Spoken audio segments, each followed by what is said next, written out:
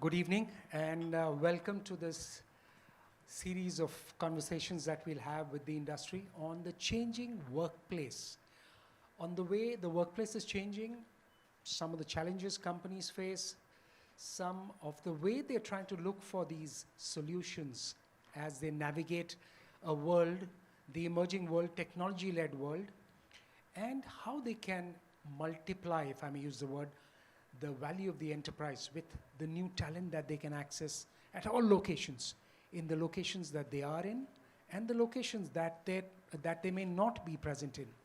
So we'll try and understand some of the issues around accessing of this talent, the use of technology, how can that be a multiplier as well, and some of the cultural context in which these technologies could help them and help companies in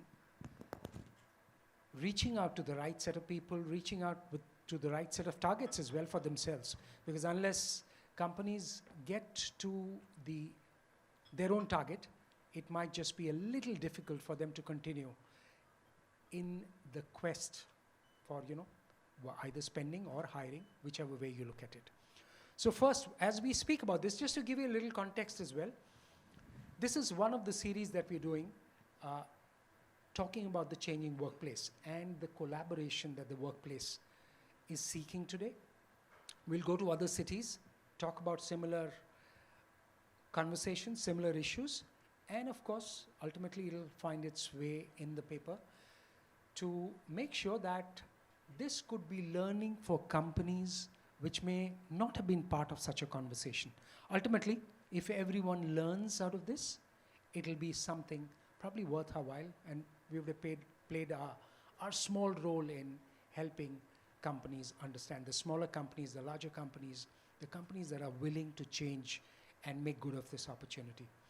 So let's start first, and Nikhil, I'd like you to come in and talk a little bit about the big picture, the changing technology, changing workplace, and what are the challenges that it places on companies which want to work through this era of disruption and maybe disrupt their competition or disrupt some of the industries that they are in.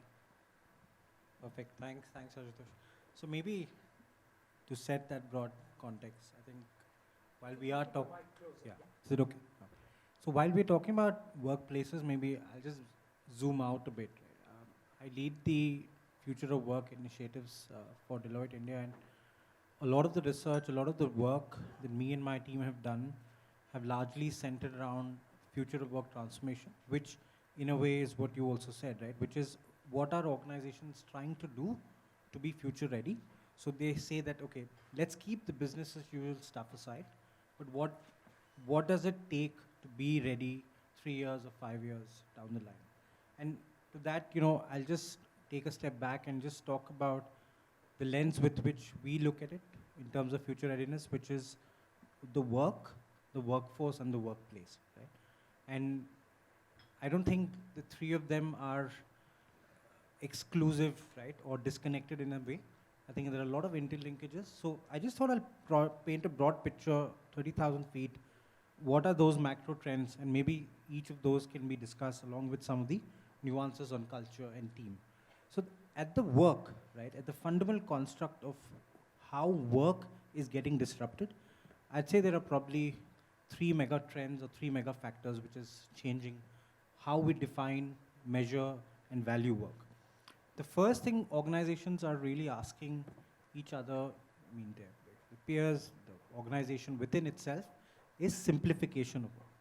So given that we've all become very complex as each organization grows, how do you look at this theme of simplification of work, which is to take a tough stand and actually challenge the value of work that is being done, right? And I'm sure all of us admit 20 to 30% of the work that is done in our organization probably doesn't actually add value, right? It is probably people doing something for the sake of legacy, but do we fundamentally question the impact it has on customers, stakeholders? I think that's a question a lot of leaders are asking within, right? Which is, what percentage of our work is actually value adding?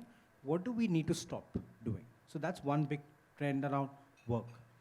Once you've figured out what work then, of course, needs to be done, I think the second mega trend around work then is the augmentation of technology.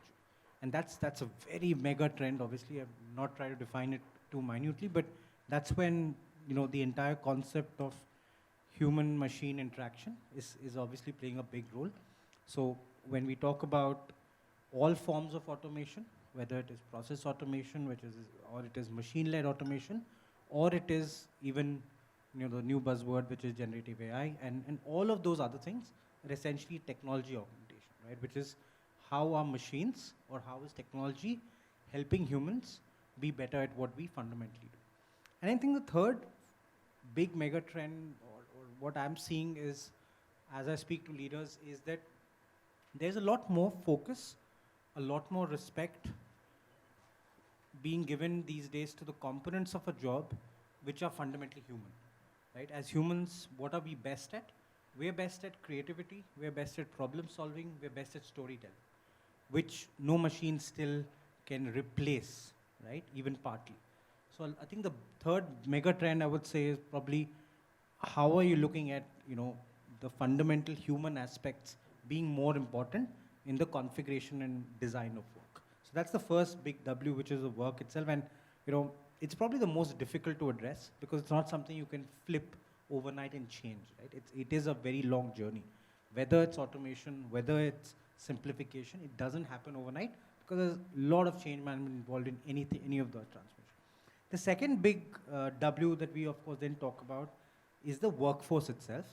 Now, there are again a few mega trends which I think are driving the future of the workforce. The first, of course, is the emergence of the gig workforce and a real challenge to the construct of what permanent employment, of what full-time employment means, right? And I'm sure in all our industries, all our organizations, there are various levels, definitions, adoption of the gig workforce, right? When we look at, technology organizations or big tech organizations, honestly, there's actually not that widespread an adoption of gig workforce because they believe that technology IP has to be within. But if you look at service companies, if you look at GCCs, there's a lot more adoption, a lot more experimentation which is happening for these new job models. I think that's become very important, right? That's one big on the workforce. The second mega trend, I probably zoom in when we talk about the workforce, is the multi-generational composition of the workforce, right? So if you just look at 10 years back, 2010, you probably had 80% of the workforce being, Gen X, Gen Y, right? And a very few Gen Z coming in. Now, we did the research, we had some data from, the companies that we work with, and it's a very clear prediction by 2035, you will actually have 30, 30, 30, right? Gen X, Gen Y, Gen Z, and then Gen Alpha coming in for the remaining 10%. So Gen Alpha would have started interning by then, and in 2035, Gen Alpha will be 20% of the workforce, right? So you're not going to have, you're going to have a composition of workforce which no one has ever seen before, and no one knows what the dynamics of that organization or those organizations is going to be. Right? So that's the second big trend I thought I'll talk about under workforce. Now coming to the main W, which of course we've been talking about, the workplace itself. I think here I'd probably break it up by industry. I think a lot of conversations that we have in the media, in our daily lives, focus on the elite workforce of the country, or the workplace of the country, which is, professional services, manufacturing organizations. But if you actually look at India's workforce, right, and we did some research on this also, 95% of the workforce, right, is employed in a company, in an organization, or in an entity which is less than 10 employees old, right? And I'm obviously we have to look at, agriculture workforce, all of that being part of this entire combined workforce that we have. And when we speak about the demographic advantage that we have, the demographic dividend that we have that's coming up, I think it's a very important shift because everything that we do, everything that we say is actually only for the 5%, right? But that 95 to 5 will probably become 80 to 20, 70 to 30 as we go along. So we're going to have lakhs and lakhs of employees who are going to come into this professional environment without having the education, the experience to actually be able to cope, right? I mean, we talk about hybrid workforce, we talk about remote hybrid working models, but 95% of the country's workforce has no idea what even that is, right? But as you know, the employment scenario changes, a lot of that workforce is also eventually going to come. A lot of other factors driving it, but I just thought I'll paint this picture because while I'm not spoken about specific practices, you know, I'll look forward to my peers here to speak about some of the examples, but I just thought workforce, workplace, and some of these trends, I think they're all interconnected, but I just thought that's a good place to start. Thanks so much. That paints a very interesting picture because that 5% kind of caught my attention, because if you look at the big picture and look at the larger numbers, of India's some 50 crore workers, just about 10% is in the organized workforce, just about 10%. So the rest are agriculture workers, daily wagers, construction workers maybe. So we'll talk about that as well. Balaji, we'll come to you about that, the construction workers part as well. But Berkadia, as a distributed workforce company, what are some of those unique challenges that you see, and how you circumvented them and how you solved for them? Sure. Thanks, Ashu. So Berkadia, from a footprint standpoint, we are roughly 55% of our employees in the US, 45 in India. In India, we have Hyderabad, Bangalore, and Gurgaon. Now, and you know, I think just before this, we were talking about the pandemic and the post-pandemic situation. So before the pandemic, it was 100% work from office. And then pandemic hit. 24th March was the lockdown, you said. On the 13th of March, we decided everybody works from home from that day. That was a very uncomfortable transition. Nobody knew how to sort of deal with it. And it took some time and a lot of coaching practices, getting people comfortable, providing people the technology to work remotely and so on and so forth. And then people got very, very comfortable. 2 years, we all worked from home. But then it was time to come back. But now we had all become very comfortable, you know, working in our T-shirts and Bermudas, and whenever we wanted to. And I was just sharing this anecdote with you, right? Because I was discussing this with one of my friends that, hey, how's this work from home thing going on? And he said, work from home? I think this is living at work. Because I think we were all working 14 hours, 16 hours, whatever it takes to get the work done. And I think there was some amount of loss of efficiency and productivity, because what I could achieve by just walking across and having a conversation with a colleague, I had to ping him and wait for him to pick it up and then respond to me. If I was free, we'll have a conversation. So I think we were losing time there. But now it was time to transition back, and there was pushback. People were not ready to come back. So we did a couple of things. So one of the things that we did very successfully was we invested in the workplace. In those 2 years, we completely refurbished our office. Right now, what we have is state of the art. And we use that as a point of attraction for people to come back. Of course, we didn't come back 100%. We are still at a hybrid model. But initially, even to come to a hybrid model, there were a lot of excuses being given. Which is the best one you heard? The best one I've heard is, I'll come back once my kid completes education. So I said, so which standard? Standard 2.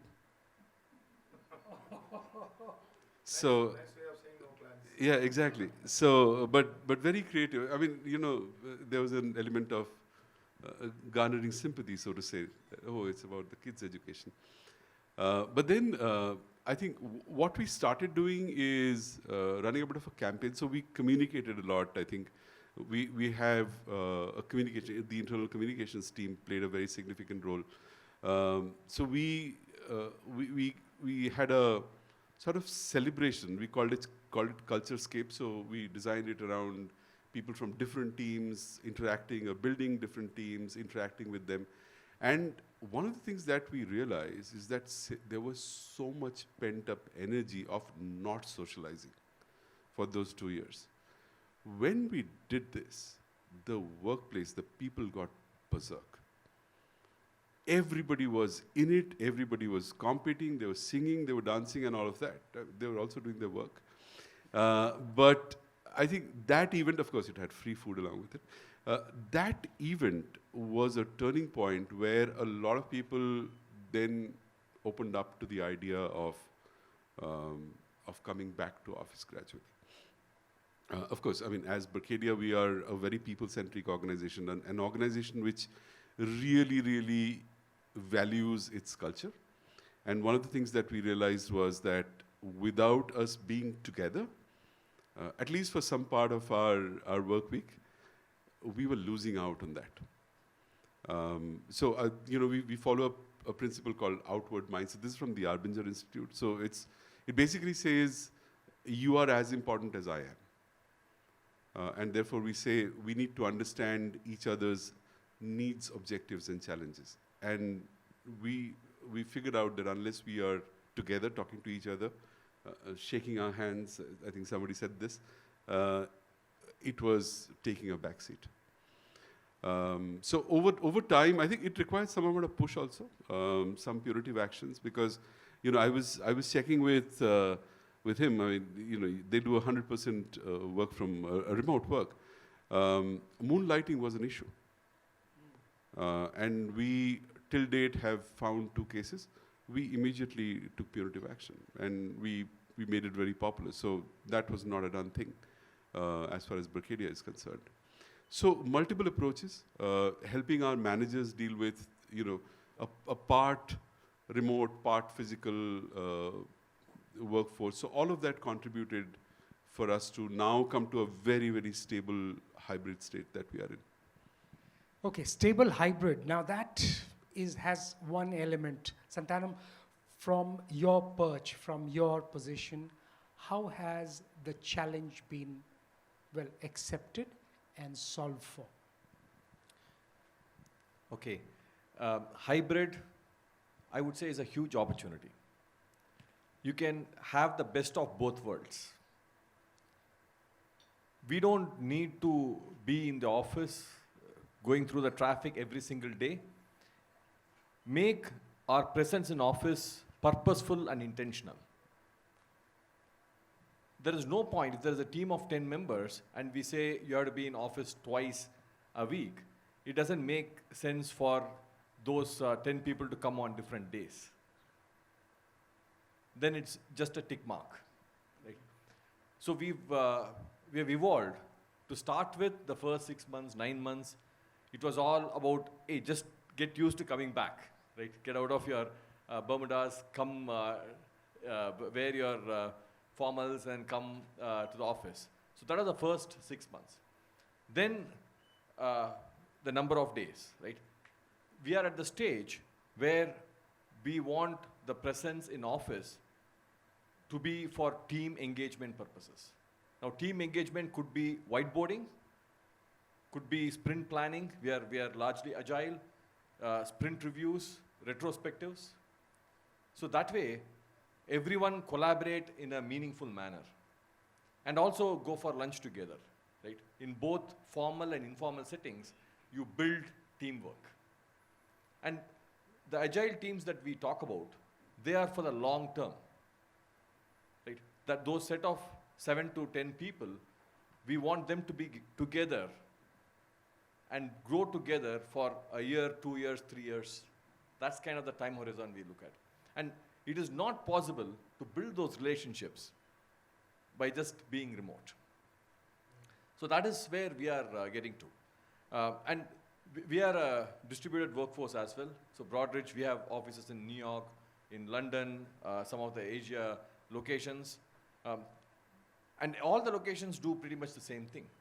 Do team exercises once or twice a week. And we get people in team rooms in all the locations, and then we do joint calls. They're all quite effective. Okay. That's interesting way to put it because, well, global teams also expect a certain way of doing things to be being done by each center. Kartik, financial services, very touchy issue. Data, data is so important. Security of data is so important. Tell us about your experiences and the last 2 years particularly. How has it panned out in terms of the opportunities and challenges for you? Sure.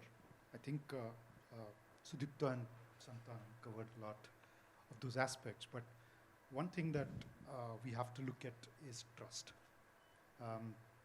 We had organizations which are trained to have a lot of managers, team is in front of you, you keep talking every day, you keep asking questions. But the moment this goes remote, they're not in front of you. You were used to doing operations in a monitored way, you had hierarchies, but when person is remote, you need to trust. Trust that the work is estimated right, it's completed right, on time, and so on. That also results in another factor which again leads to a little bit of disruption is empowerment. How do you drive the productivity from a remote workforce? Trust them to do it. For example, in financial industry, you need FINRA. For example, if you're in insurance, where you're dealing with broker-dealer relationships, which need certain amount of monitoring always. That's to your point of how do you get some of these complexities of regulatory aspects from a financial industry perspective. So we made sure that even if we are remote, all the compliances are taken care of. We are empowering people. We sent people, in fact, for example, for FINRA, if you need fingerprinting, we sent them to a certain location in each city and said you can go there, do the fingerprinting and so on. So that was an empowerment, that you don't need to be in the office and do certain things. Then follows the aspect of delegation. How effectively do you delegate even if you are remote and get the work done? Third aspect that comes is once they came back, then how do they adjust to the workforce? They were used, for example, night shifts. When you're working in a night shift from home, it's a little different than how you work a night shift at office. So how do you transition into a different culture, get back to the normal routine? And that's where the hybrid also helps. You're not burning out. We relax the night shift requirements. We said we can be on call, for example. So those are some of the adjustments, I would say, in terms of delegation, trust, hierarchy, transparency, trust, and so on. So the 100% remote company, Anil, that trust is so important. How do you imbibe that in a company which is delivering value, delivering its targets? When it's 100% remote, how does it begin to ensure? What's the first step? So to set the context, right, we are global organization, multiple geographies, different time zones, right, employers, different contractors, different cities, right, it's widely spread, right. Now, our agile teams constitute, like, they are part of the agile teams which work like 24/7, right. So that's a technology worker space, right. And then we have call center agents who take the calls of the customers, right. So that's broadly the context of the workforce which we are dealing in our organization. Now, when this change happened, right, one of, again, our CHRO, and the focus was from location-centric to people-centric, right? How do we move from there, right? So it's kind of separating the work we do from where we do, right? So, and again, to be honest, post-pandemic, it's an iterative process. Every year we kept on changing, right? But one thing which we did consistently is hear from our people, right? What do they want, right? Some people say, okay, we want to come back to office. Some say, okay, maybe some introverts, they want to work from home, right? They are more comfortable there. But we heard their voices, everyone, right? And then we gave the flexibility or autonomy to those agile teams to decide. Again, you're the owners in the organization, right? You decide and what works for you, right? As a team, you work together. And we get that feedback every year, like twice a year, right? Get that. We have small working groups which focuses on those feedback, gets that continuous improvement. Now, and then along with that, we made a lot of changes in the way we work also. So just to give a couple of examples, right? So again, there is an overlap that is needed with the US teams, right? So we again, employees said from India, we have to work in the ESTRs, it's taking a lot of time. So we heard that feedback, we made changes saying we have predefined collaborative hours. These are the times where the meetings will happen, right? Clearly defined time window. And then the employee, so for example, 3 hours is the meeting times, right? Rest of the 5 or 6 hours, they can decide whether they want to do it in the India morning hours or later. It's the employee choice, right? So we take that feedback and again, we are great places to work, number 2 in India, right? We consistently hear the feedback, so that has helped. But as I said at the beginning, right? Change, every year we are changing, right? Based on the feedback we are getting, based on the workforce which is coming into the organization, it's a consistent change, dynamic iterative process. Yeah. I wish some people were listening, even in the media business, because I wish we could do it. Unfortunately, we can't. Bharat, give us your perspective, because we've heard from some of the leaders, that should work, I think, that should work. We've heard from some of the leaders, some of the fundamentals which they try and follow within their companies. How does the wider industry, and we're trying to make this a learning process for the entire industry, how does the entire industry look to do this in a world that's constantly evolving? Quick check. Yeah, thanks. How would I look at this perspective, the pre-pandemic, during pandemic, post-pandemic, the 3 areas? Because the word hybrid or remote work started from there. I'll give you 2 perspectives of it. One as a CISO and a CCO of Value Momentum. The second perspective being a VC and a startup mentor. How do I look at those perspectives? So first one to start with quickly, what we do at Value Momentum. What we have done is how do we recreate the whole workspace and then transform the physical workspace into virtual. So what we have identified is what is required to be there while they work physically, and then while transforming this into a virtual thing. So we have recreated the whole thing into a virtual environment. Today, if I see, am I worried about productivity loss? No. Am I worried about security, compliance, data privacy, risk? No. Am I really worried about employee satisfaction in terms of letting them to work from home? No. There's no major challenge as such. In fact, what we are doing is we're not asking them to come to office. We are inviting them to come to office. So there's a difference in it. So, and that change, how we wanted to bring it gradually, is to make them feel what they are missing when they are not at office. I think we did a kind of a senior leadership thought process that continuously went.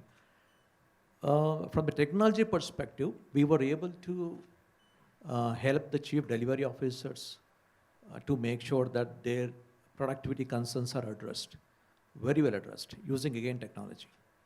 And the second one, being a CISO and a CCO, I may have to ensure that all the security compliance requirements are taken care, so my clients are happy. Touch wood, there's no data breach, no security breach that has happened in the history of Value Momentum last 20 years, and especially post-pandemic. And the whole workplace transformation from physical to virtual happened in 1 week for us. 3,000 plus global workforce, everybody moved.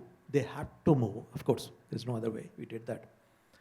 But later on, I say that I agree with a couple of my colleagues here, especially the financial sector part of it. You talk about FINRA, and I'm talking about a little more risky thing called the HIPAA, high trust, what is high tech, those kind of stuff which deals with the PHI, PCI data, that talk about it. The best part is we have leveraged all the available technologies, we have invested in them, and then today what we have seen is that by just letting the employees to work from home happily, freely, but using the company provided laptops, using the company remote working policies, sticking to the work hours, whatever they have it, so they know that their productivity is being measured to such a granular way. And when they understand that, with all the due respect towards their job, the paycheck they get, I have not seen anybody raising any concern. Initially, there were some privacy concerns of installing such tools on their laptops, but we worked with our attorney and then sorted them out. So today, when they're at office, when they're at home, they're going to use the same device, same controls. It appears. So CDO, the Chief Delivery Officer, addressed concern. CISO, CCO concerns are addressed.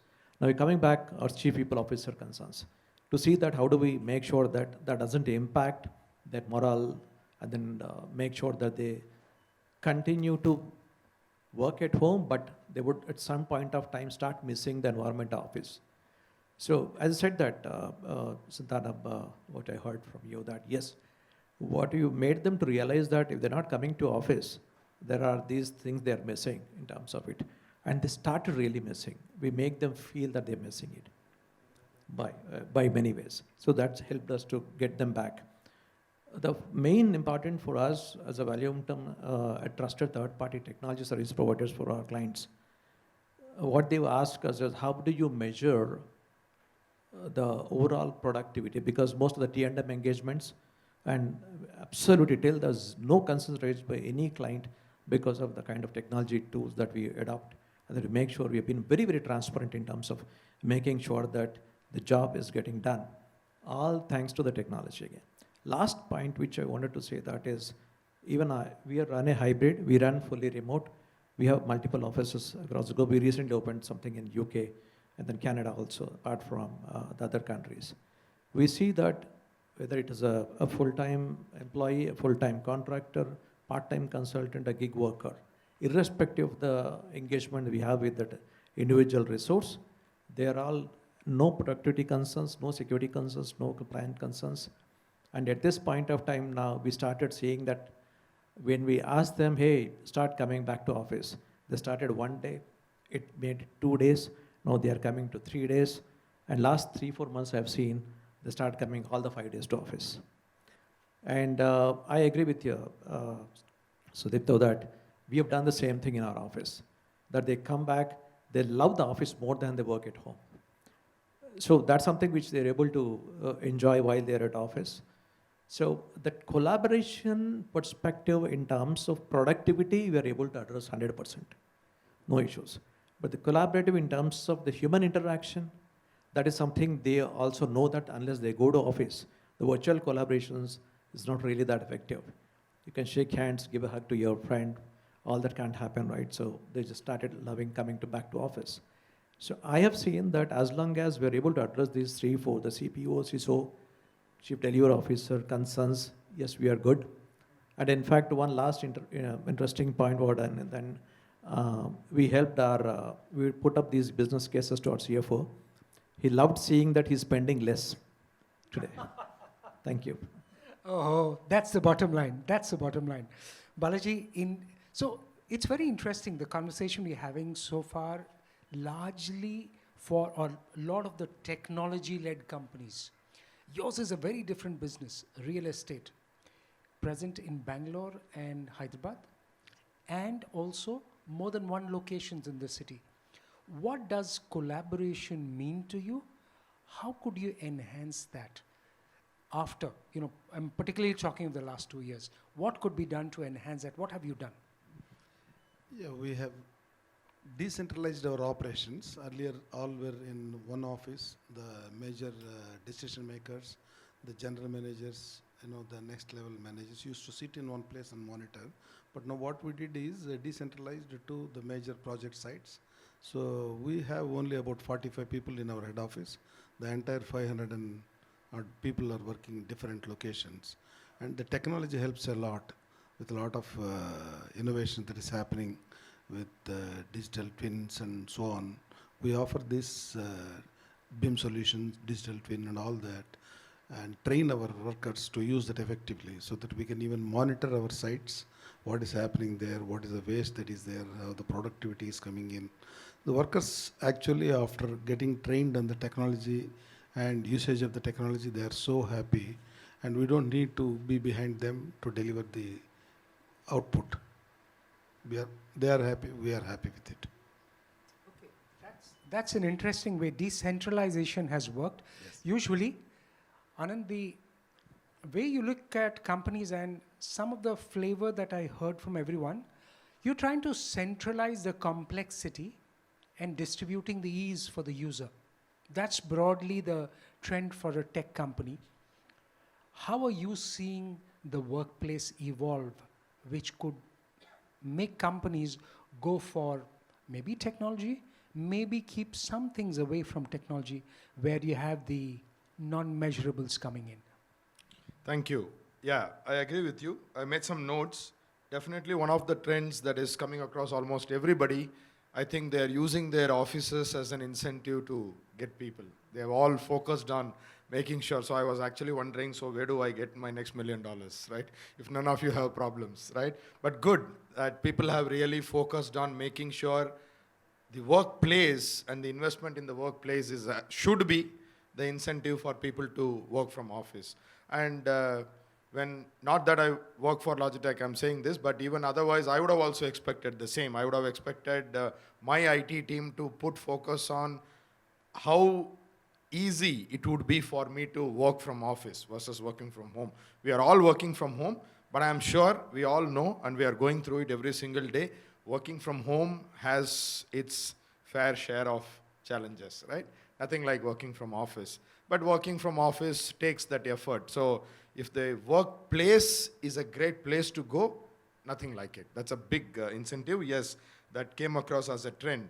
But as a service provider, we are seeing another trend, and that's something that surprisingly I did not see any of you talk about, which is, and we keep engaging people like you all the time, and what we have heard in the past, maybe it's addressed, I don't know, I would look forward to your guidance on that, is whenever you invite people for meetings, right, it's a given that not everybody is going to be in the same place at the same time. 90% of meetings are hybrid, which means there are always some remote participants.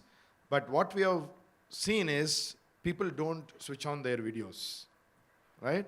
I don't know if you're facing this in your organizations, but we do come across people talking to us almost every single day about this. So as a company, our focus today, to answer your question, Ashutosh, is how do we motivate? We made hybrid working easy for people. Most of you also spoke about having overcome the challenges of, Bharat mentioned, almost overnight he had to make 3,000 people work remotely, and it was not such a big challenge thanks to tech. Yeah, great. So we had a role to play, not necessarily in your case, but with other organizations. So having overcome that challenge, the next challenge was, okay, we made people not lose productivity, business continuity was addressed, security was not a concern, there was no productivity loss. These challenges were addressed. The next challenge was, the next best thing to being in person is obviously video. And people were not switching on video, right? So we are right now focused on how do we encourage people to get on video. Now that they have got used to doing remote work, which was the first challenge, and that's addressed, how do we take on the next challenge? Because as we have acknowledged that remote hybrid is not going away, right? For at least the foreseeable future, none of us are going to be working all 5 days from office, and all our colleagues are not going to be in the office all 5 days. So that's a given. And we have overcome that. How do we now make sure that collaboration is even better? So that's my request. We would like to hear some views around how people are encouraging their colleagues to get onto video. So I can probably talk about that, because that was an initial challenge that we faced. We kind of subtly mandated it. So the meeting invite said that if you're joining remotely, your camera needs to be put on. Yet some people will not. And I personally would shamelessly tell them to put the camera on. And I would joke that if you want to wear some clothes or put some makeup on, do that. But please be on camera. I can't talk to a gray screen. I have to talk to a face. And now, at least in my meetings, and I know a lot of my directs, everybody is on camera. You have to just persist. And people will eventually come across. Sometimes it is genuine, and people say, this is the reason why I can't, and we respect that. Yeah, a couple of points that I want to quickly add. when I get into meetings, I see a lot of people not on camera. So that's a very common occurrence. Two things that I've noticed. One, we have to lead by example, right? If it's a one-on-one or a 3-4 member team, the senior most person comes on camera, there is that pressure, right? Second, also understanding why the other person is not on camera. It could be because that person is not at a place that the person is comfortable to come on camera, right? And or it could be because the person is not dressed. A lot of times people just get up in the morning, sit in front of the laptop, right? They may not be camera ready. So some of those nuances, if we understand and if we encourage people to be camera ready, and we have also provided during the pandemic and later some monetary incentives for people to get stuff to become more like their environment at home to be camera friendly. And virtual backgrounds are a huge help, right? The blur and also the virtual background. So sometimes educating people on how to make use of some of these tools can help. Yeah, Kartik, your point came to mind. Yes, please go ahead. Yeah, just to add, I think a lot of it is sometimes people don't understand why you are asking them to come online. I mean, I have had this in private conversations. Sometimes I ask, what is the challenge? Just showing that little empathy helps. And they open up, why do you want to see my face? Right? Because they have always been in front of a gaming console or whatever. They interact with their partners on the game outside and so on. They don't understand why. And you have to explain them that it's impossible for me to understand the verbal cues. I don't know if you are listening to me, attentive to me. Is it an affirmation? Is it a dissatisfaction? I do not know. I have to figure out from intonation, and sometimes even that is like, uh-huh and all, right? So unless you are available and focused on me, eye to eye, that's important. That's how that's the whole reason why we created offices, is that eye-to-eye communication, to understand each other's feelings about it. Intonation is one thing, but feelings are more important.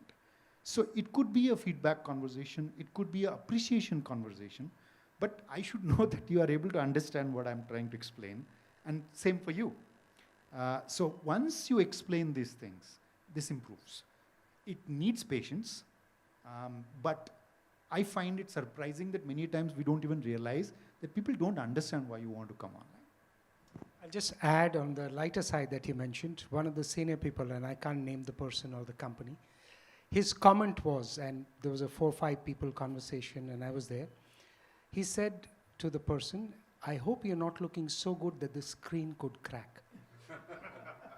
Please. So on a lighter note, I think, Anand, your next million honestly can come from India's poorly designed and poorly equipped conference rooms, right?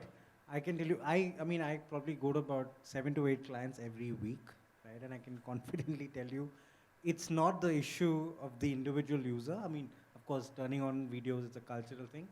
But, you know, on a not so light note, I think there's a fundamental concept of inclusion, which is also very important. You know, not everyone is able to make it for whatever reason, right? Someone's probably sitting in Asia somewhere when the core meeting is happening in India, and I see that so many times that the people in the room are obviously together, so they're able to talk to each other and they're able to, of course, have a much more productive conversation without really caring for someone who's joined virtually. And the equipment and all of that, you know, it's never designed. It's never designed in the flow of things, right? It's just real story and real situation, I feel sometimes. I think the simple plug and play model, I think there's still some room for improvement there.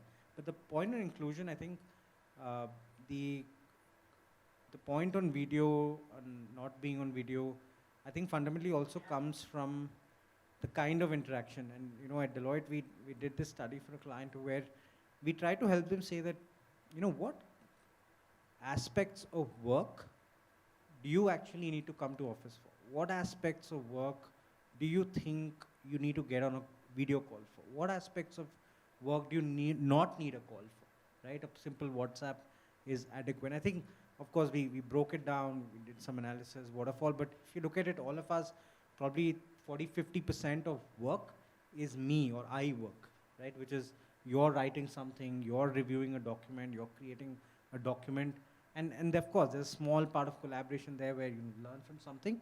That's still core me and I, right? And some of that can be done remotely, sitting in a Starbucks, coffee day, doesn't matter. I think the other side, which is the we work, right? That's where this becomes really important. There are aspects of we work where we, for example, do not have the conversation if it's not on video, right? I'm sure all of you are being, if it's a conversation on ethics, right? It's a meeting on ethics. If it's a compliance issue, right? If it's some really bad escalation of a client, you know, I think that's how we break it down, because I think it becomes a lot more easier for the other person to understand, to your point, right? Why you have to come. And I think every organization would benefit if a little bit of this internal analysis is done, and then probably that's communicated to the employee base at large. I think everyone will benefit from that. Yeah, please. Thanks, Nikhil. I just wanted to elaborate, just in case somebody else in the room is facing some of the challenges. He mentioned two very important points. One is there will always be remote participants, and there are chances remote participants don't feel part of the meeting because of a variety of reasons. Simple example, brainstorming in most organizations, even today, happens on whiteboards, despite the advent of so-called, smart panels XYZ, right? Especially people in this room, I'm assuming we belong to that era of writing with a marker, erasing it, having people in the room, etc. So, and cognitive learning, you got to write for you to register. So, people in the room obviously have a great access and visibility of the whiteboard where the brainstorming session is happening. But given the fact that there will always be remote participants, how do we ensure people who are logged into the meeting remotely also don't feel left out? And most often, and this we hear from our customers, remote participants have great ideas, but they don't contribute because half the time they are not able to be heard, right? And they don't switch on video, so they are not seen. So if you are not seen, if you are not heard, then you are not in the meeting, right? So how do we make sure? So there are, the good news is, thanks to technology, today even remote participants can see the so-called physical whiteboard as good as people in the room. So that brings in a lot of meeting equity. Remote participants don't feel left out. And by default, he also touched upon the other point of conference rooms not being all that great, right? Yeah, that's a very valid point. That's also in our understanding, because prior to pandemic, people had video conferencing rooms. Today, there are no video conferencing rooms. Any place that you do a video meeting is a video conferencing room. It can be your hotel room, it can be your home, it can be your office room. And that's a fact. Work happens everywhere. Meeting technology has to adapt to the environment. It's not the other way anymore. But what people did, like Bharat had to enable 3,000 people go online overnight, a lot of people had to enable people to get on to video meetings in short time. So they thought one size fits all. They just bought one camera, fitted all the rooms, and that cost whatever it cost, right? The experience challenges. But there again, I'm sure all of you have gone through this. You need to do, as a service provider, I'm saying this, you need to do, every room has its remediation and whatnot. You got to pay attention to those things. These days, people build offices with mostly glass. Glass, unfortunately, even today in 2024 is not very AV friendly as a material. But there are possibilities of remediation. You do a few things and make them friendly. So yes, there are challenges, interesting challenges, but then technology is also catching up and helping people address some of these challenges. Thanks. I partially agree with you, while appreciating the thoughts that you expressed. And with Nikhil, that's my son's name. Yeah. So there are two things to share. Again, I would weigh a lot on the tech side. So we have a boom from Microsoft. Microsoft 365 Copilot. That's doing all wonders for me today. We are extensively leveraging it. We have trained employees on Copilot. We've asked them to use it extensively, understand what it can do, and make sure that today, whether it's IT or even media for us, social or anybody for that matter, this is the one which we're enjoying a lot, and then people are finding it most useful. In conflict of it, there is one thing which is coming up. Again, you may be accepting that. We deal with 90-95% of my business comes from US, though it's an offshore heavy in terms of resource, but it's on-site heavy in terms of business, which comes up, and 90-95% comes from BFSI. The new norm which is coming up, very alarming. In fact, they don't want people to use the blur or virtual backgrounds. They want people to use the natural background, what they are. And this is because of security and compliance. So what is happening here is all the laptops are equipped pretty well with the very high-end equipment. So today, and say that all the fancy laptop that we have given to the employees, they all have very nice inbuilt high-resolution cameras. People are happily configuring some nice fancy background or something blur, and then basically be participating in the calls. Now today, I realized why my client wants no virtual background, no blur. Because he wanted to make sure the guy who's participating in the call, there's nobody who's looking over his shoulder, and nobody else is there with him. So today, I had to make this now mandate for my team, employees, that today, if you are part of a hostel or part of a shared accommodation, there's no way you can work from home. Today, I have seen that today, multiple times people crossing your background, somebody comes back, even for a curiosity, the kids coming and looking at your screen. So what is happening is the concern. Today we are dealing with one of the largest US military company outsourcing contract data. Most stringent. They made it very clear. For you, it's a hybrid. I don't want you to compromise anything that you have at office. Everything exactly has to be same. It all depends upon how do you replicate the whole thing. When I said that we recreated, we had to replicate whatever we have at office. So these two things, thanks to the Copilot, it is helping me a lot. Today, all of us see that all of us sitting in the same room, virtually, sitting at each layer. All of us, 20 people, you feel that you're all sitting in the same room. So as long as that kind of configuration is made mandatory, second, leverage the Copilot, Microsoft 365 Copilot. It does wonders for you, believe me. The third one is to make sure that when people are working from home, wherever they are, please make sure there is no virtual background, no blur. And at that point of time, when I'm saying that, that means coming on camera is must. I want to know who's the guy who's working on my project. And I want to know that while he's working, is the only guy working? Or he's the guy working or not?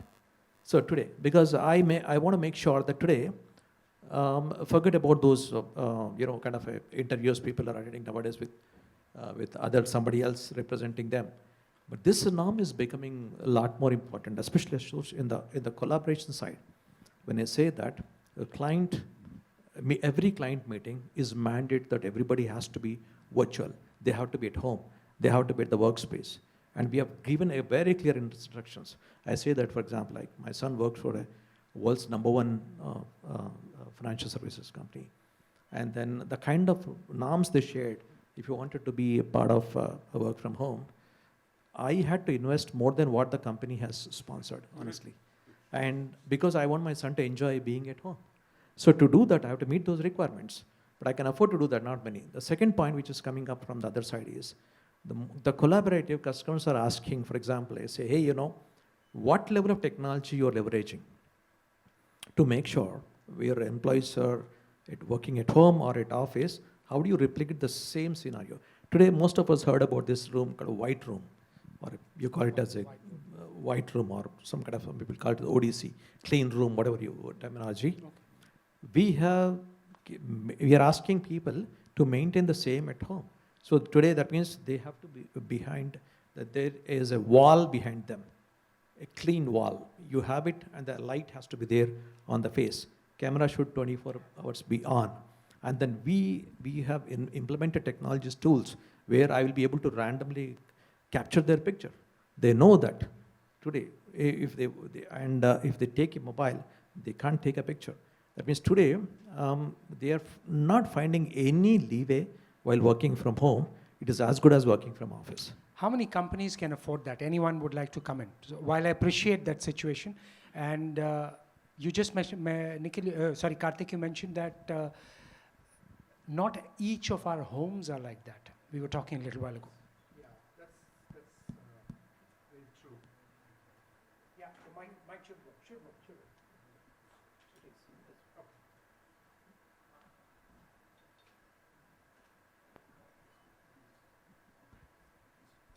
Yeah, so that's true in terms of infrastructure, particularly when people want to work a lot from their native place, which may not be the city.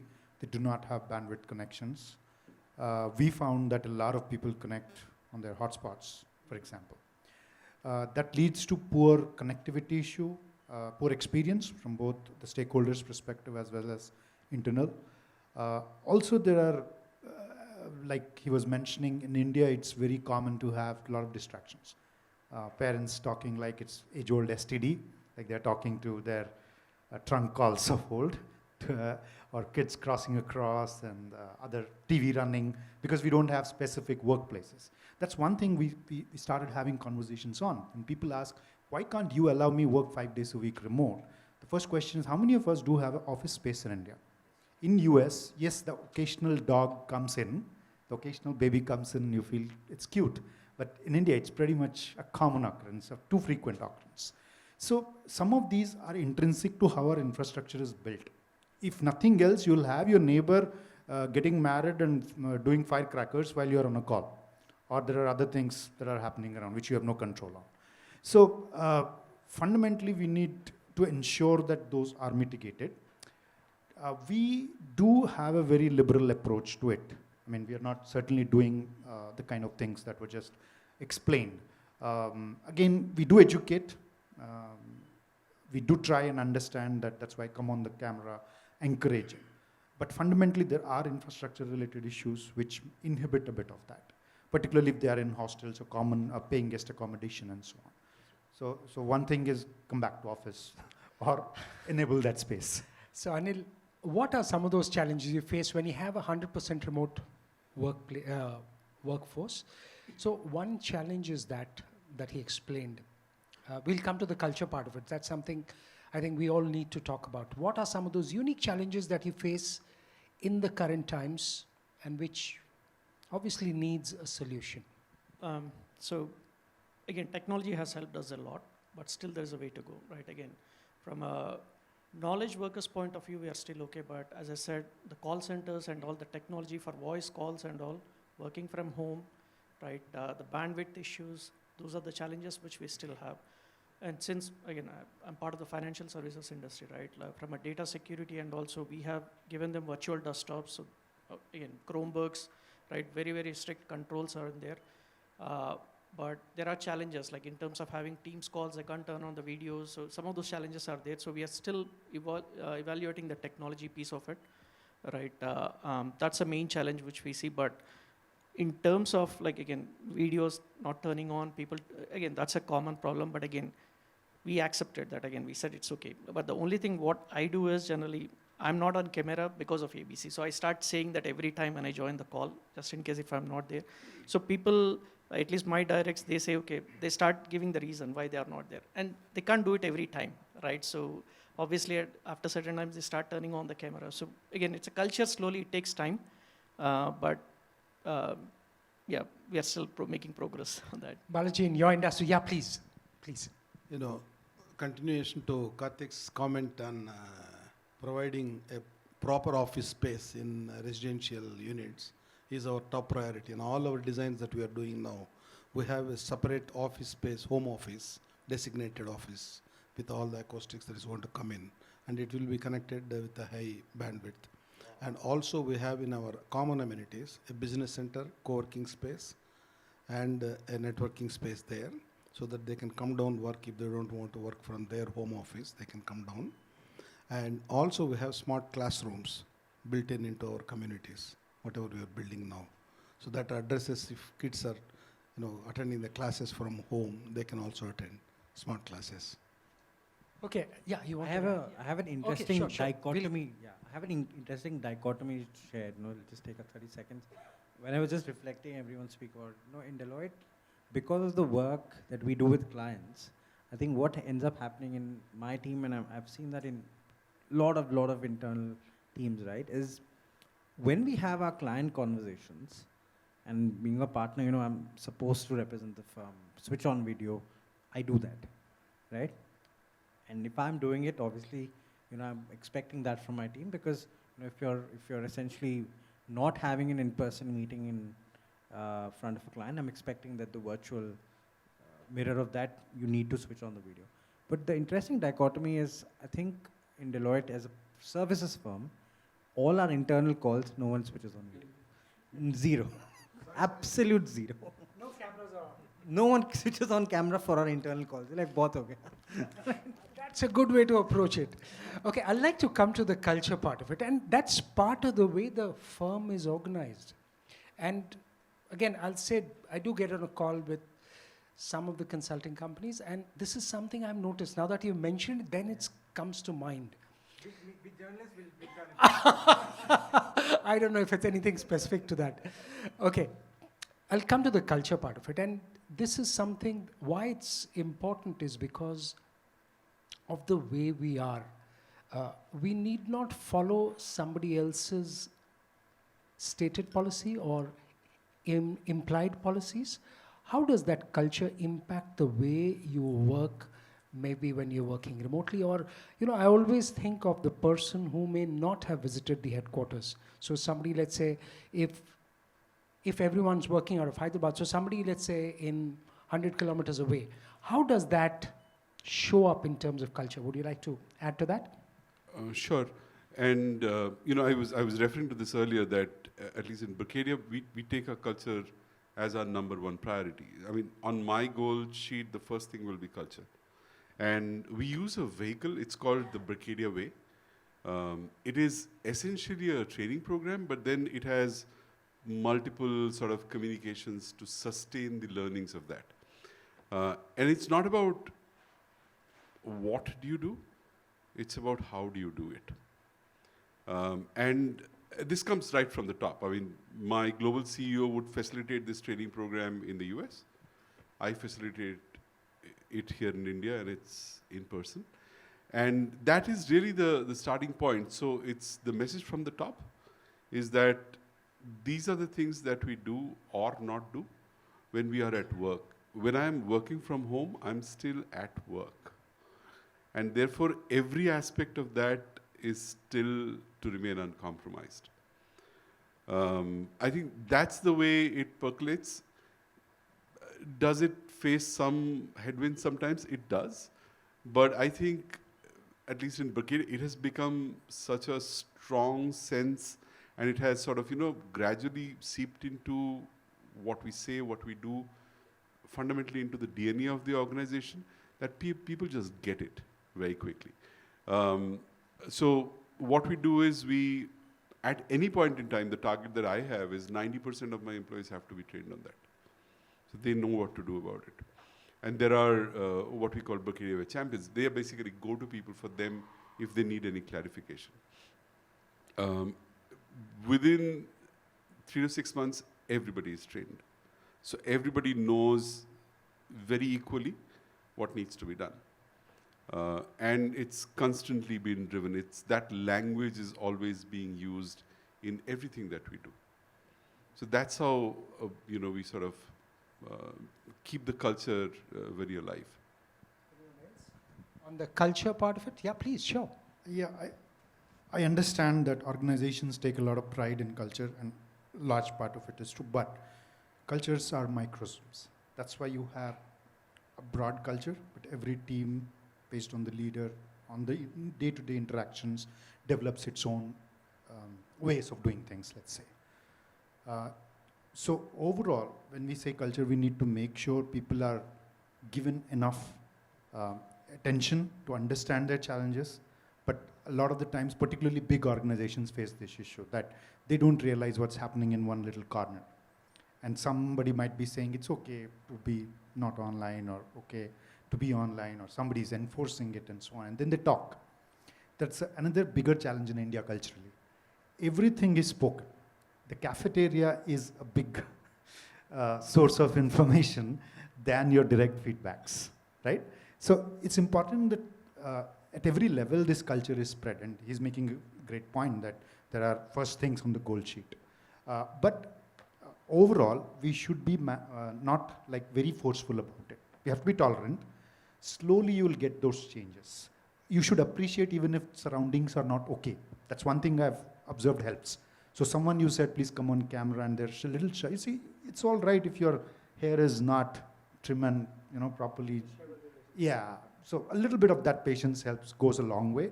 And you have to keep checks and balances that you are same across, and not allowing bubbles to crop up where cultures, mini cultures, subcultures are developing. I would like to just add one thing. See, culture is the identity of an organization. Now, behaviors are slightly different from the culture. A lot of time, people might be unaware of how their behavior might reflect on the culture.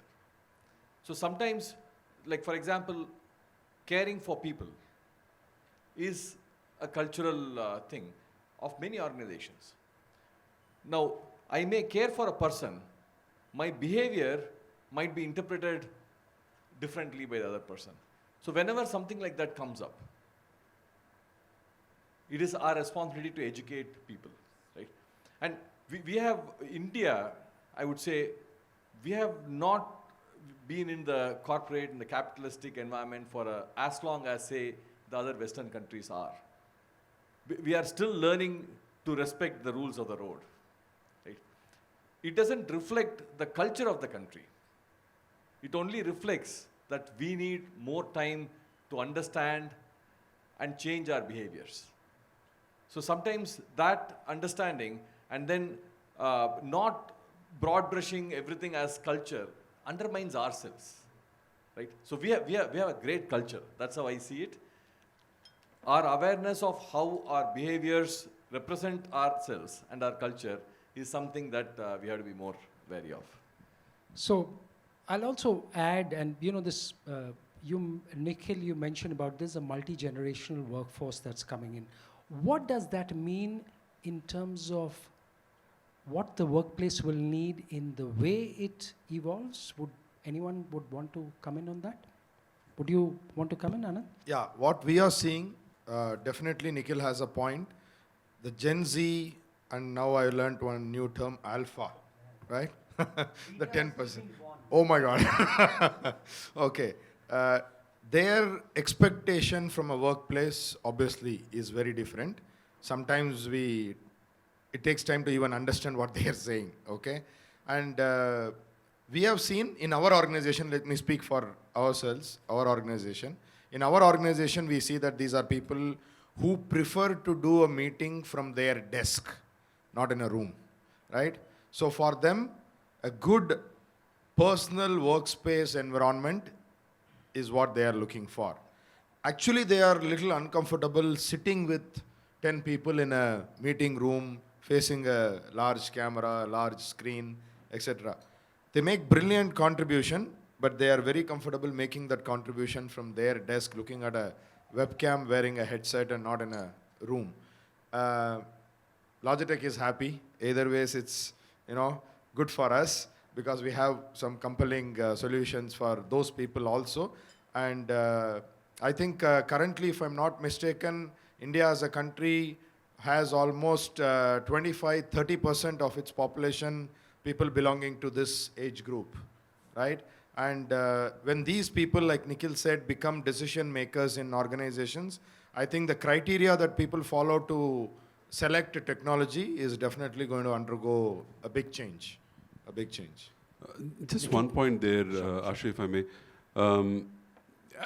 See, the risk that we run with looking at looking at generations as generalizations is tremendous.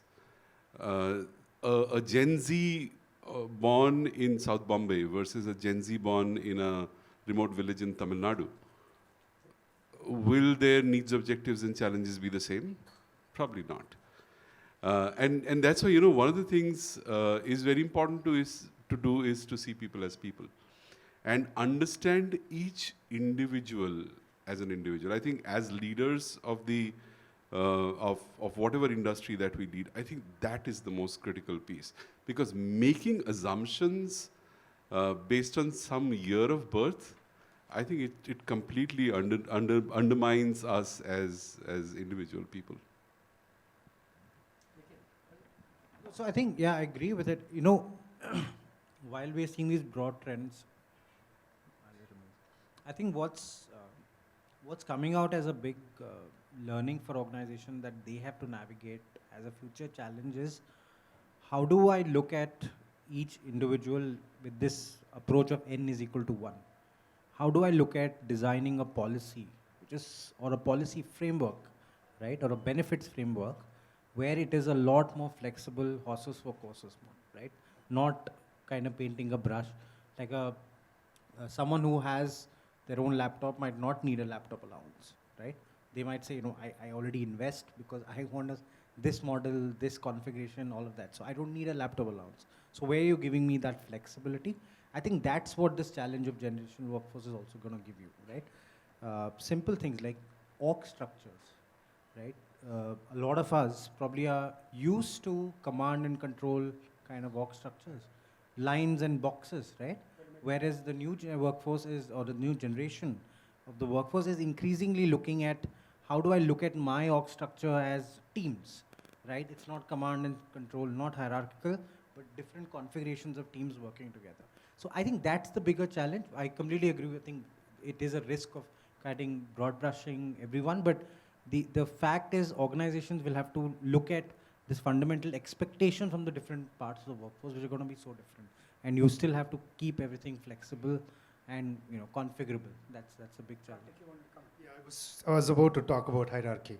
We are used to it. Exactly. But no, but there are other little aspects, right? One, they don't have patience for meetings. Reduce the meetings mostly, right? They endless 4 hours will spend on talking about what we should do. Means when do you work? That's one of the most common things that keep coming. Second, they don't look at someone just distributing work as something that is very important. The role of the manager has to change. Instead of telling what to do, they like being asked questions. So you say, you did it this way. Is there another way to do it? Is a better option than telling, why did you not use Copilot and get it a better, as an example. Instead you ask, do you think using Copilot would have given a different result? They like that better. So how we engage with them, how we speak, interact, delegate, all of that will have a rapid change. It is changing already. We are learning on our own.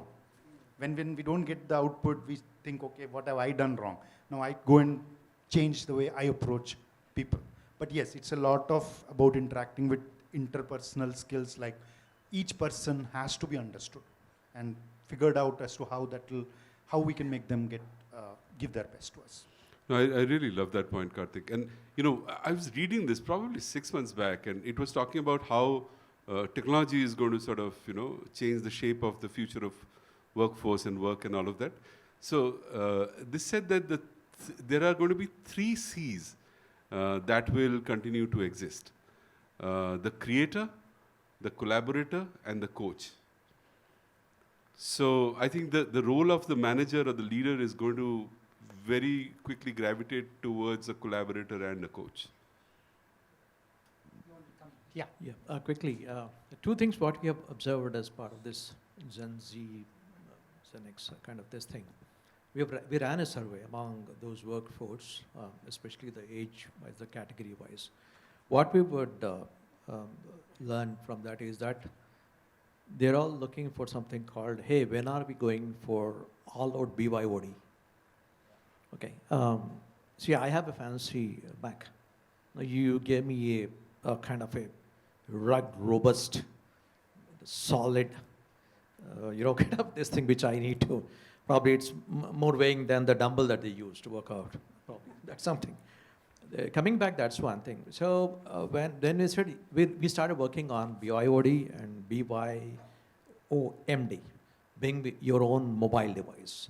So it's for phone, a mobile phone, and it's for the laptop. We said, go for it. Instead, we did a quick math. Because I know it's with all due respect to the CFO community here, the language they understand is the kind of top line, bottom line kind of stuff. So we went back and say, hey, if you're disowning providing and maintaining endpoints, what are the benefit that we're going to get it? While not compromising on security and compliance. That's one thing. The second one, first of all, why should we even provide it? We have seen that all the 100% employees that we try to recruit, either freshers, graduate, everybody has a laptop. And they love that laptop and they want to work on that laptop. You give another laptop, they keep it aside, but that definitely will be there beside them. So they're already loving that. Then I said that why should I make you to probably keep it aside? You continue to work on that. But I'll provide you a virtual environment. So we just working with another startup which mentoring them. They have a solution as part of it where you just create a workspace, 100% secure, compliant. We've done a POC. Absolutely. So go completely BYOD, go for BYOMD. These are two things that is coming up. The other point which is very, very important for us to acknowledge is, we have seen, when you see the culture, I said that, is slowly becoming more casual than being professional. That's a big problem that we are facing today. If you look at the challenge that is coming up from the workforce, irrespective of the generation, they're trying to be very casual at office. I'm not even talking about their attire, even their attitude, being so casual. Earlier when you come there, so today, I don't think I can go to office other than the blues, whites, and the dark trousers, right? Of that generation. But now, if you look at, we have to tell people, I'm still wondering how many of them are going to listen. HR sends an email, hey, you're not supposed to wear a round neck t-shirt. You're supposed to wear a collar t-shirt. Okay, the same guy is wearing a round neck t-shirt and participating on the video call from home is acceptable today. So some of those changes that is coming up, we are making sure that there's no culture conflict, especially. That is something which we are ensuring to work with them. You can be casually dressed, your attire can be casual, but not the attitude. Very interesting point. I'll come to you, Anil. Again, when you mentioned that 100% is remote, it's kind of I can't get it off my head. In tomorrow's world, and this is a broader point that I wanted to ask, a lot of talk of renting of your service rather than being an employee. How does the organization adapt to that change? And why I ask you this question is because of that 100% remote work, if you'd like to. So when you say renting of a service like contractors, you're saying? You could be renting your service to company A for 4 hours, maybe company B for the next 4 hours, or maybe 5 hours or 6 hours in a day, or maybe 4 companies for 2 hours each. So what does that mean for the, when we are talking workplace collaboration, what could that mean? I'd like to attempt. I mean, it's a choice. I mean, again, I'm still thinking, when you say renting the work, or is it like? Yeah, so you are a contractor for the organization, and you're working for 4 different places for 2 hours each, maybe. Yeah, so again, that will not work for us because it's a financial services organization, because of the agreements we have with our clients, right? Obviously that we will not approve that, right? Renting is not an option. The only thing which we are doing is we are having collaborations with some of the universities and the startups, right? Where we give the problem statement, right, to the university professors. So we have tie-ups with the universities and say, okay, we want to do some research, but we don't share the data, right? So we share the problem statement, they'll come up with a solution, we'll see whether it will fit us, so we'll fund those projects, right? Similarly with startups, we are doing some work, right? We're still evaluating. But the actual projects, definitely not. Yeah, we don't have any plans. And since you mentioned startups you're working with, is that a normal practice to do? And how's that impacting the work that you do? Again, it's a different kind of a collaboration we are talking of. Yeah, so one of the things, right, earlier we were talking about the new workforce coming in. Innovation has been a key theme, right, for the people who are coming into the organization, right? They want to do something new, right?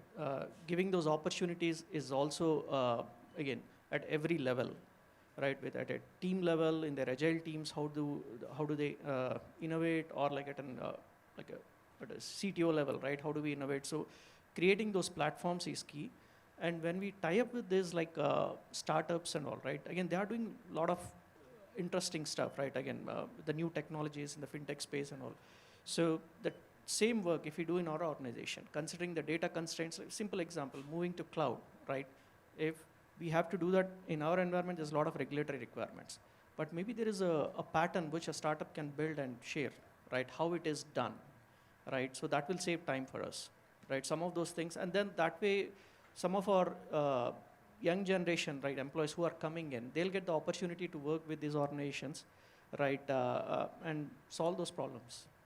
And then again, within our organization, we have created innovation platforms, like where anyone can come in and submit their ideas, right? What do they want to do, right? Like kind of a crowdsourcing some of the ideas, like I have some bandwidth, there is an idea out there, right? I want to work on it.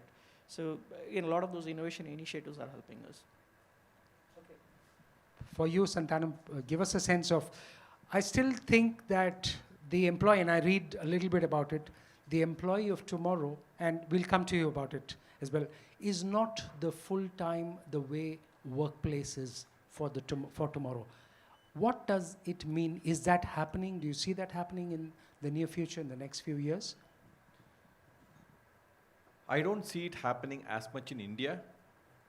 India is still not a consultant, a contractor type market. People take comfort in being associated with a brand which is world class. Right? So I don't see it happening in India. It's already happening in the US. The level of freelancing, the level of gig work that happens in the US, UK, and other more mature Western markets, I see it will take time to come to India. It felt like we'll get there post-pandemic with the demand-supply imbalance, the boom, and the preference for remote work, a lot of people going to their hometowns and working from there. Very quickly, as the market tightened, it changed. So I don't see that happening in the near future. You wanted to come in? But I agree to that.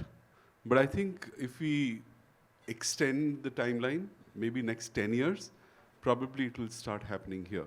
And that's where I think the elements of security and still sort of sustaining the culture, what do we stand for? And that's very important. So, I was talking about moonlighting, right? I mean, that's reality. And I don't know this is true, but on the lighter side, somebody was sharing with me that apparently this is a very high-selling item on Amazon, that there's a device which keeps stacking on your mouse pad of the laptop, so that if remotely you're being tracked, you'll come across as being online. How do we deal with that? What if I am renting my services to a competitor and I have access to data? I think that is what we need to prepare for. Will it happen? I think it will happen in the longer run. So that raises the issue of security as well for devices and the future, again, of the collaborative workforce. I want to first share something that we as an organization are doing on this topic that we just spoke, which is the gig workers, freelancers, etc. I think Santanam is right. India is probably not ready today, but I think Mr. Sudipto is also right. Eventually it will catch up, because I think we will all see in our lifetime a time when people are actually not willing to be permanent employees of any organization. Maybe it will just happen pretty soon. And I've as a person who's running a business, I've already started seeing this. Sometimes I face challenges in finding the skills in India for some of the projects that we want to execute. And for your information, we already use freelancing services, but these freelancers are not Indians. These freelancers are people based out of the US. And of course, I also belong to that generation which is so conservative, always worried about giving access to data because that person is not my colleague, etc. So we are very, measured in terms of what we outsource, but we are definitely doing that as we speak today. But these are not customer projects. The data that we share is not any external data. These are all data that are not confidential in nature. So we have started using that, and I think as a model, it has merit, right? You agree on a scope, you leave it to people, they deliver it to you at their convenience. It's not something that's bothering you as well. You have time on hand, so it will work for certain types of projects. Now coming back to the second part, which is your question, as people who are providing services, what we have done is keeping this in mind that eventually there will be a time that you will all be using such services. We have started bringing in security even in devices that people probably did not ever think about of having security built in. For example, we have, in fact, we have it on display here. We have keyboards and mice that have security built in that encrypts data that is exchanged between the keyboard and the computer. Okay, so, and most of our solutions that work in the rooms actually work behind the platforms that you use, Microsoft Teams or Google or Zoom or whatever they are. So all the security policies that you apply on the platform automatically gets applied to the devices as well. So things like what we spoke earlier, you mentioned about people being mandated not to use background and blur. Yes, obviously those are also things that we are seeing, and from our side we are making sure that the video resolutions are the best, and if somebody is in the background and they are overlooking somebody's shoulder into the screen, obviously those things will be captured. And we are also building through software some of the intelligence that tells you that there is more than one person in front of the camera, right? So those are intelligence that we are building in. And these things are, and these are again, all of what I spoke to you were challenges that the customers, real customers were facing. And they asked us if it could be done, and it's being done. So I think it will evolve as people face more challenges. They bring more issues to our notice. Whatever is possible can be done. The good thing is, not just with us, I think across in the video world, devices are just 50% of the solution. Most of the enhancements that are happening through software. So people don't have to worry. Enhancements can be provided. Okay, very interesting points that you mentioned. Balaji, I'd like to come to you, ask about the remote working opportunity. You mentioned about homes being designed in a certain way, but tomorrow's remote locations, maybe in tier 2 towns, maybe in tier 3 towns, what change could we expect from realty companies so that people working there could be part? And we spoke of that, beyond that 5 or 10% of the people, what could they experience? That's exactly what I was discussing when you were not there. So we are also planning for hub and spoke model, where big companies, they also wanted their workforce to work in tier 2 and tier 3 towns. So we are planning to build communities. So they will have a social infrastructure ecosystem like that of a workspace here. A mini workspace can be created there. We are visualizing that and working on that, so that the workforce from the villages or nearby towns, they can go work there, and then within 30 minutes or 1 hour, they can reach back home. And weekends, they can get connected to their families there. And the cost of living is low there. The employees will be available at a little cheaper cost for the companies. I think the future is going to be, creating a quality infrastructure in those locations for workforce to live and work there, including co-living spaces. Nikhil, last words. And again, you know, there is a term used, again, I'll use a media term that we use very often in the media. It's called the donut. A donut is round. So what you start with, you end there. So Nikhil, your turn. Well, I'll just first start with the fact that I think the CISO's job is not getting easier, right? But I think that's for sure. With pagers and walkie-talkies exploding, you know, I think the job of the CISO is increasingly challenging, right? But I think just to probably just reflect on the last 10 minutes and the great conversation on the multi-gen workforce, on the gig workforce, I think one important thing I have realized, right, based on my conversation with CEOs, CHROs, strategy officers, right, is that the jury on gig workforce is still out, right? Very few organizations have been able to figure it out. The benefits are clear for some jobs, but what organizations are failing or struggling to do is fundamentally being able to carve out a gig, right? I mean, just let's look at this room, right? You probably have about 7 or 8 people today who've come on a gig here, right? Photographers, they've come on a gig. If you translate that to the corporate environment, it's very difficult to carve out something and say that within my confidentiality, within my IP, and within my compliance rules and regulations, how do I carve something out? I see the benefits. I get access to a wider talent pool. I get something for a lot less relative cost, right? Because I'm not employing someone for the year. If I have a marketing gig, I give it to someone for 3 months, let's say a design work or even copy work, could be anything, right? But I think the fundamental struggle is that you can only configure those gigs if there's a little bit of that work redesign that, again, needs to happen. So you spoke about donut. I started with that simplification of work. I'll come back to it because it's such a transformation that is needed in most organizations. It doesn't get the bandwidth. Everyone's so busy in daily fires, business as usual. But I believe that organizations who truly will add shareholder value, will unlock it over the long term, are organizations who are able to use the tools that are available to you to simplify work. We've become complex. All of us have become way too complex. Okay, simplicity is the way ahead. Thank you so much, gentlemen, for being a part of this conversation. And we look forward to hearing from you and your peers in other industries as we go to other towns and we take the series to other towns. And of course, some of the ideas that come in as well. Thank you indeed, everyone, for being a part of this conversation.